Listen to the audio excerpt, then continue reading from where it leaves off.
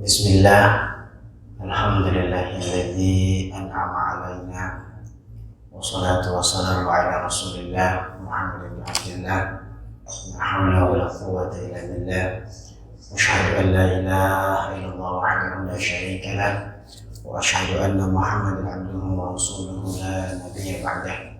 Allahumma fassalli wa sallim ala sayyidina wa maulana Muhammadin wa ala alihi wa ashabihi wa mawala.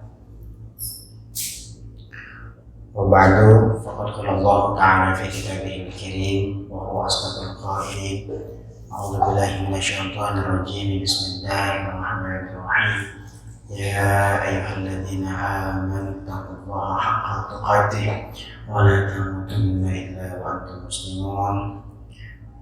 Wa qala Rasulullah sallallahu alaihi wasallam, ma nahaytukum fajtanibu anhu wa ma amartukum fa'tu minhu mastata'tum. Sadaqallahul azim wa sadaqa rasuluhu nabiyul habibul karim, wa nahnu ala zalika minasy syahidin wasyakirin, walhamdulillahi rabbil alamin. Terima kasih terhatur kepada al-mukarram wal muhtaram akhina al-kiram Ustaz Alvin Zulaidro selaku pembina daripada Majelis Ta'lim Tadbirul Qulub. Ya, sama-sama kami hormati Allah muliakan seluruh jajaran kepemimpinan pengurus daripada Majelis Tadbirul Qulub yang tidak bisa disebutkan satu persatu, namun insyaallah kita semua dimuliakan oleh Allah Subhanahu wa Ta'ala. Amin ya rabbal alamin. Puji syukur kepada Allah yang mana telah memberikan karunia nikmat yang begitu banyak kepada kita semua, sehingga dengan nikmat dan karunia itu kita bisa menjalankan aktivitas ibadah kita, salah satunya menuntut ilmu Allah Subhanahu wa Ta'ala di tempat yang insyaallah dimuliakan oleh Allah Subhanahu wa Ta'ala. Semoga seluruh amal, seluruh waktu yang tersisa, seluruh anugerah dan nikmat yang diberikan oleh Allah kepada kita semua, tentunya kita bisa menggunakannya kepada hal-hal yang diridhai oleh Allah Subhanahu wa Ta'ala. Kenapa? Karena kelak nanti akan dipertanggungjawabkan di hadapan Allah Subhanahu wa Ta'ala. Salat ma'asam semoga senantiasa Allah limpah curahkan kepada keharibanan pimpinan umat manusia, panutan kita bersama, yakni Nabi Maulana Muhammad sallallahu alaihi wasallam. Semoga salawat salam itu pula sampai kepada keluarganya, para sahabatnya, tak terkecuali kepada umatnya, wabil khusus kita yang hadir di ini tempat. Insyaallah kelak nanti semoga kita diakui sebagai umatnya dengan pengakuannya, kita mendapatkan syafaatnya dengan syafaatnya, kita sama-sama masuk ke dalam surga Allah Subhanahu wa Ta'ala bersama dengan beliau. Amin ya rabbal alamin. Selanjutnya kajian kita sebagaimana biasa ya mengenai tentang fikih. Kita sampai biasanya bacain kitab Fathul Qarib atau At-Tadhhib ya. Kita akan bacakan meneruskan pembahasan yang bulan lalu atau 2 minggu yang lalu. Alhamdulillah kita diberikan sehat sehingga bisa bertemu kembali bermujaah, meskipun beberapa minggu lalu saya sedang kurang sehat sehingga tidak bisa hadir, kurang lebih 14 hari.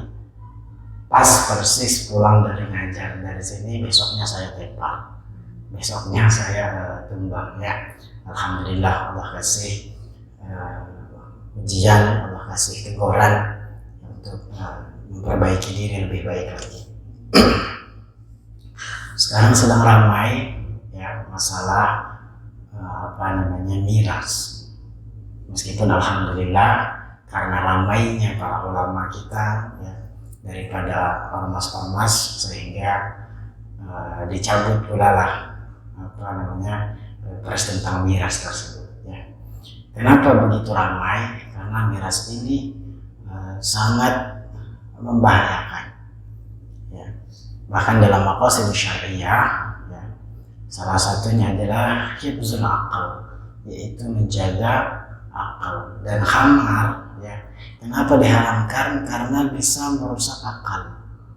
Karena bisa merusak akal sehingga diharamkan oleh Allah Subhanahu wa taala, ya.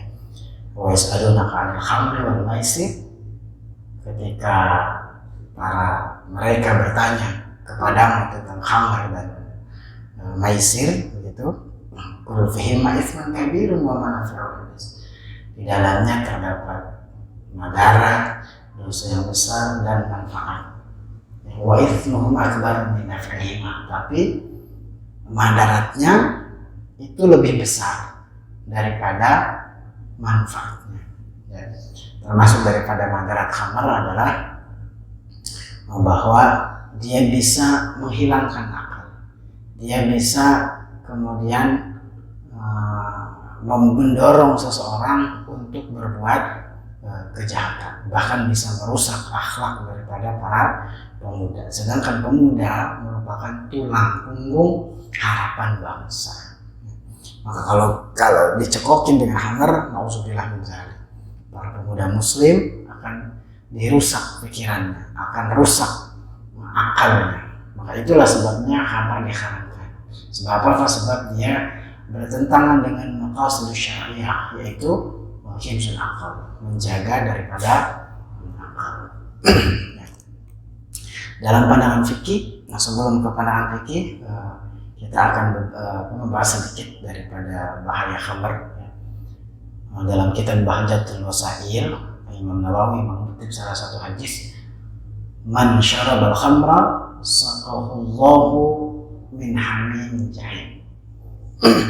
Siapa orang yang minum khamar, maka kelak nanti di yaumil qiyamah Allah akan memberikan minum daripada hamim jahim, yaitu nanah, yaitu api daripada neraka jahanam. Nauzubillah min dzalik kalau itu terjadi kepada kita, ya. Ada pula hadis yang berbunyi mudminul khamri, orang yang meminum khamar, ya. Mudminul khamri, orang yang meminum khamar, idza mata, ketika mati, laqiyallaha ka'abdil wasan. Orang yang meminum khamar, ya, perkara yang memabukkan itu, ketika mati nanti kelak di hari kiamat ketika bertemu dengan Allah sebagaimana orang yang menyembah berhala. Nah, ini diriwayatkan oleh Imam Ahmad bin Hanbal. Di sini hadis pertama tadi diriwayatkan oleh Imam Baihaqi. Apa itu khamar? Ya, khamar ay lughah fal muradu biha kullu muskirin walau min nabidi tamri aul qaswi aul asl au ghairiha. Khamr itu setiap perkara yang memabukkan, baik itu dari nabid, ya, dari perasan anggur ataupun dari madu. Setiap perkara yang memabukkan menurut syara itu disebut dengan khamr, ya. Berdasarkan hadis Nabi, ya, kullu muskirin haramun wa kullu khamrin haram. Setiap perkara yang memabukkan itu haram dan setiap khamr itu haram, ya. Jadi ijma ulama bahwa khamr itu haram. Ini sudah qat'i, artinya ijma ulama bermufakat bahwa khamr itu hukumnya haram, ya, berdasarkan beberapa riwayat tadi. Nah, begitu. Maka jaga diri kita para pemuda, ya, jangan sekali-kali menyentuh atau bahasanya apa ya, mencoba iseng-iseng, jangan, ya, karena nanti orang yang meminum khamar akan di darahnya itu, ya, aliran darahnya itu akan mengganggu konsentrasi kita untuk belajar, akan mengganggu konsentrasi kita untuk beribadah. Hati-hati, ya, hati-hati. Nah, dalam kitab apa itu, Tanbihul Ghafilin, atau dalam kitab Du'atun Nasuhin, ada kisah yang masyhur ya, mengenai tentang khamar. Yakni ada salah satu ahli ibadah namanya Barseso. Ya, namanya Barseso kalau tidak salah ya. Beliau ini sangat ahli ibadah. Bahkan santri-santrinya, murid-muridnya saja sudah hebat-hebat. Ya, luar biasa ahli ibadahnya. Sehingga satu waktu iblis atau setan datang untuk menggodanya. Ya, bagaimana caranya? Setan itu menyerupai orang yang juga ahli ibadah. Dia duduk ya di majelis atau di masjidnya Barseso ini.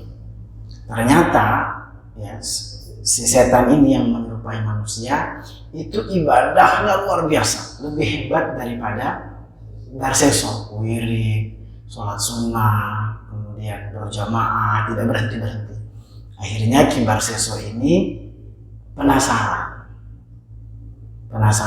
apa yang membuat kok ada orang yang lebih ahli ibadah daripada saya. Begitu kata Ki Barseso ya.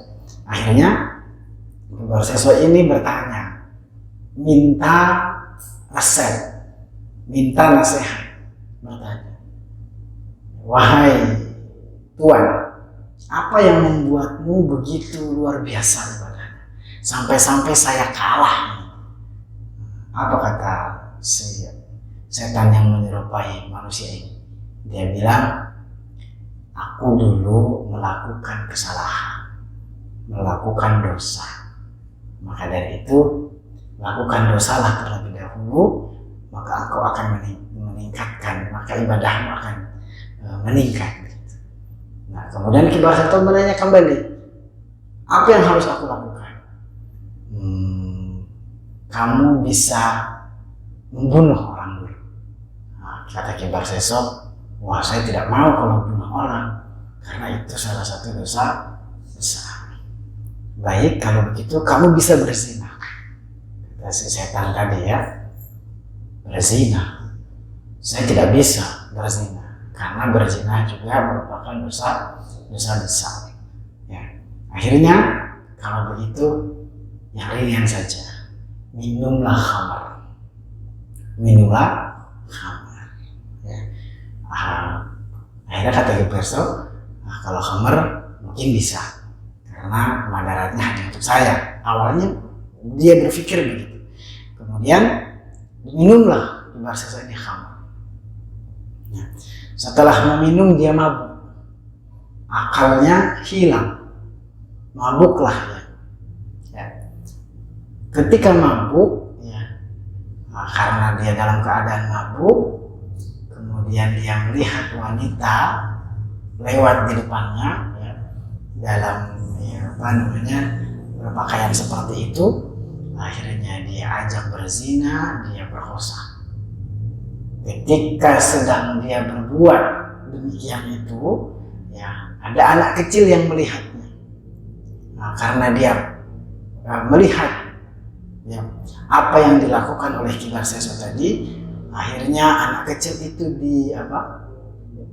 dikejar kemudian dibunuh. Nah, setelah itu ditangkaplah Ki Barseso oleh pemerintah setempat. Bayangkan, hanya karena khamar, ya, ternyata semuanya dilakukan. Yang tadinya nggak mau berbunuh, dia jadi membunuh. Yang tadinya tidak mau berzina, dia jadi berzina. Maka khamar itu adalah abu kulli syarri atau aslu kulli syarri. Khamar itu asal dari setiap kejelekan. Maka para pemuda ini ya jauhi hal-hal yang demikian itu, khamar dan sejenisnya yang bisa membuat pikiran atau akal kita hilang. Ya. Sampai-sampai ketika Ki Barseso ditangkap di penjara, iblis tadi datang kembali menjenguk. Ki Barseso marah-marah. Ya, kamu menipu saya, katanya. Kamu berbohong sama saya. Iya. Kalau kamu ingin selamat, ya, maka sembahlah aku. Akhirnya Ki Barseso wafat atau meninggal dalam keadaan menyembah setan. Bagaimana permasalahan awalnya? permasalahan awalnya karena dia meminum khamr yang memabukkan. Ini sebabnya lah ya para ulama kita kemarin menentang legalitas daripada khamr. Kenapa? Karena madaratnya sangat besar. Jadi itu akbar min al-karim. Madaratnya lebih besar. Sedangkan darul mafasid muqaddamun ala jalbil masalih. Atau ad-dirar yuzal. Kemadaratan itu harus lebih dahulu dihilangkan. Kan ada manfaatnya, tidak? Ya, kenapa? Karena madarat itu harus dihilangkan. Atau darul mafasid muqaddamun ala jalbil masalih. Menarik atau menghilangkan keburukan yang lebih besar itu lebih didahulukan daripada kemaslahatan. Jadi itu khamr. Khamr adalah setiap perkara yang memabukkan, biasanya dari perasan anggur. Nah, dalam kitab ini yang akan kita baca, ya, Fathul Qarib ini, saya baca hasyiahnya. Ya. Al-muttakhidha min ma'il anab ay min asirih sumiyat khamran, dinamakan khamar. Kenapa? Litakhmiriha al-aqla, karena bisa menghilangkan akal ya. Kemudian setiap perkara yang memabukkan itu dihukumi khamar. Nah, kemudian ada pertanyaan, ada apa masalah? Artinya ada fasal, bagaimana dengan alkohol? Nah, ini ulama berbeda pendapat ya. Ada yang menyatakan khamr itu, alkohol itu khamr ya. Ada juga beberapa ulama yang menyatakan bahwa alkohol itu berbeda dengan khamr ya. Khamr itu mufakat ulama hukumnya najis ya. Hukumnya najis dan haram hukumnya khamr. Nah, ini ada beberapa berbeda pendapat ya, bahwa tidak semua alkohol itu najis. Tidak semua alkohol itu najis. Makanya seperti hand sanitizer itu ada alkoholnya. Ya, jadi untuk obat-obatan ya, biasanya menggunakan alkohol itu dibolehkan. Ya, karena tidak semua alkohol itu najis. Jadi alkohol itu adalah bahan kimiawi. Kalau diminum ya haram. Kenapa? Karena bisa meracuni. Ya enggak cuma jadi yang dilihat apanya? Dilihat bahayanya. Kalau alkohol itu dilihat bahayanya. Tapi kalau seandainya dipakai untuk obat-obatan, maka itu dibolehkan. Jadi bedain antara apa? Antara khamr dan alkohol. Meskipun ada ulama yang berpendapat bahwa ya alkohol itu khamr. Tapi ada juga yang berpendapat bahwa alkohol dengan khamr itu berbeda. Meskipun misal tapi alkohol kalau dicampur dengan minuman kemudian memabukkan itu jadi khamr, hukumnya haram. Ngerti nggak? Tapi alkohol yang kemudian terbuat dari bahan kimiawi yang dipakai untuk obat-obatan seperti hand sanitizer dan lain sebagainya itu dibolehkan. Itu dibolehkan. Misal ada minyak wangi, ya. Minyak wangi. Di sini ada bahasa istihalah, gitu ya. Minyak wangi.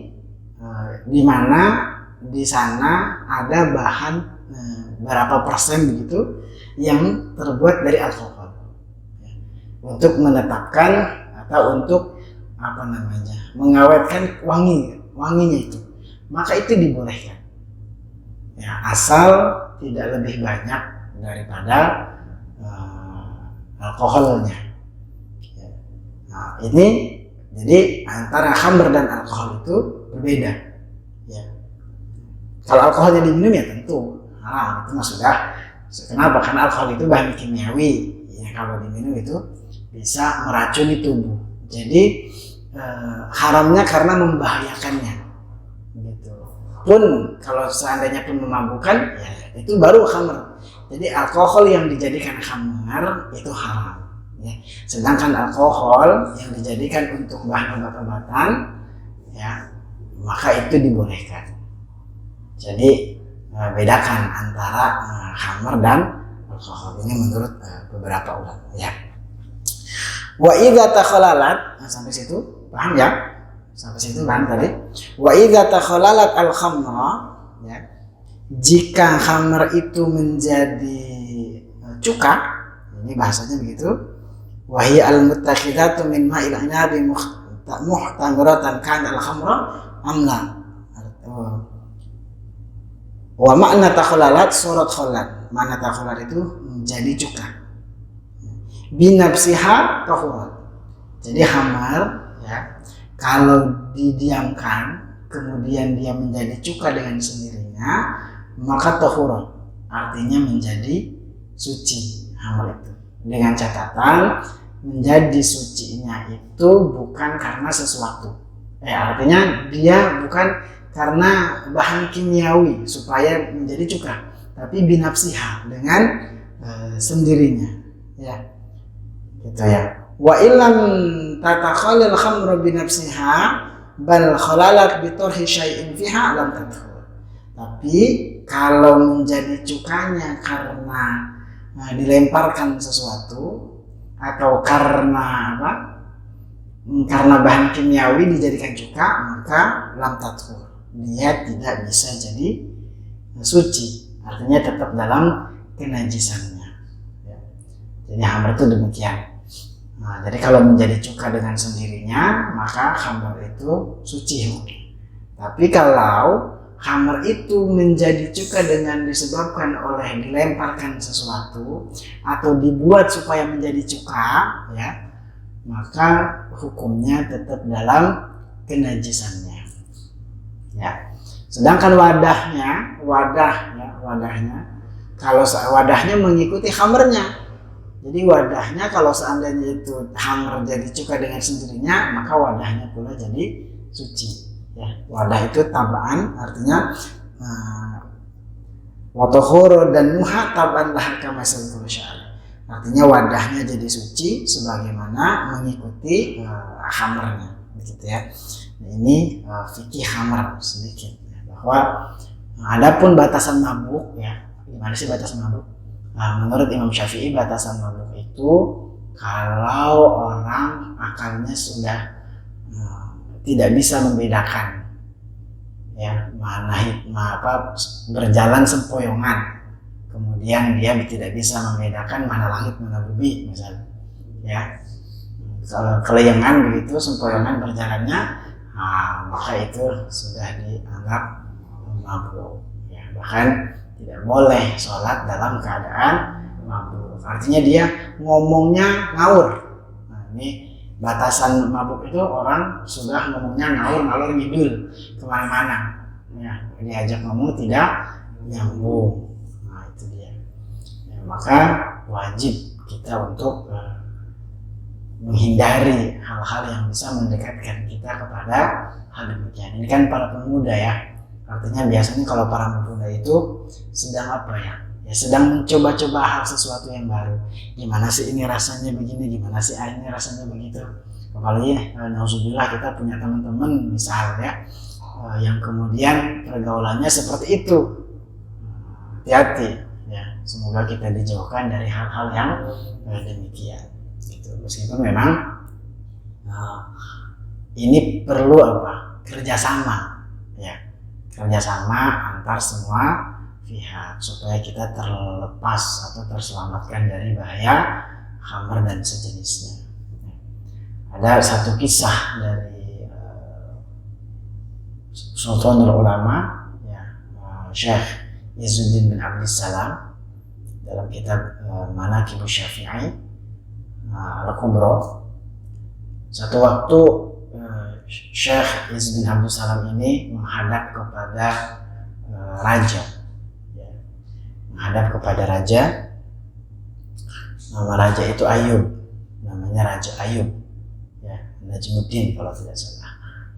Nah, kemudian Syekh Izzuddin bin Abdul Salam menghampiri atau menghadap raja, berkata dengan lantang, "Hai Ayub." Wah, berani Sultanul Ulama, haibahnya besar.